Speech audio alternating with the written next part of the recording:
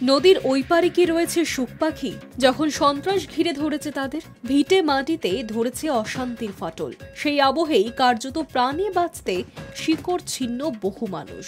আদালতের নির্দেশে মুর্শিদাবাদে অশান্তিপূর্ণ এলাকাগুলিতে নেমেছে বিএসএফ। পরিস্থিতি নিয়ন্ত্রণে আনতে চালানো হচ্ছে আপ্রাণ চেষ্টা, কিন্তু তার আগেই যে সব হারিয়েছেন বেশ কিছু এলাকার মানুষজন। তাই ঘর ছেড়ে বাধ্য হয়েই তারা আশ্রয় নিয়েছেন ত্রাণ শিবিরে। স্থানীয় সূত্রে খবর, মুর্শিদাবাদের শামশেরগঞ্জ, ধুলিয়ান সহ একাধিক এলাকার কমপক্ষে 500টি পরিবার নিজেদের ভিটে মাটি ছেড়ে গিয়ে ঠাঁই নিয়েছেন মালদার বৈষ্ণবনগর পারলাল হাই স্কুলে।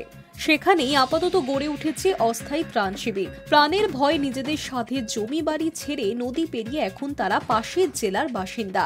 দুর্গতদের অভিযোগ, আমাদের আর কিছুই নেই, বাড়িঘর পুড়িয়ে দিয়েছে, আসবাবপত্র সব জ্বালিয়ে দিয়েছে, সোনা গয়না টাকা পয়সা এমনকি গরু ও অন্যান্য গৃহপালিত পশুগুলি নিয়ে পালিয়েছে দুষ্কৃতীরা। আরও এক দুর্গত জানিয়েছেন, আমরা তো বাংলাদেশি না, ভারতেই এই অবস্থা, এখানেই যদি এমন অবস্থা হয় তাহলে আমরা কোথায় যাব? আমাদের জলের ট্যাঙ্কেও দুষ্কৃতীরা বিষ মিশিয়ে দিয়েছে। কিন্তু যেখানে ইতিমধ্যেই বিএসএফ মোতায়েন হয়েছে, নেমেছে আরও পুলিশ বাহিনী, কিভাবে তারপরও ঘরছাড়া হলেন এই দুর্গতরা? শিকড় ছিন্নদেরই অভিযোগ, পুলিশ রয়েছে কিন্তু দুষ্কৃতীরা নাকি তাদের মানছেই না, কোনো মতেই ওদের রোখা যাচ্ছে না। এবার ঘরছাড়াদের ফেরাতে উদ্যোগী হলো প্রশাসন।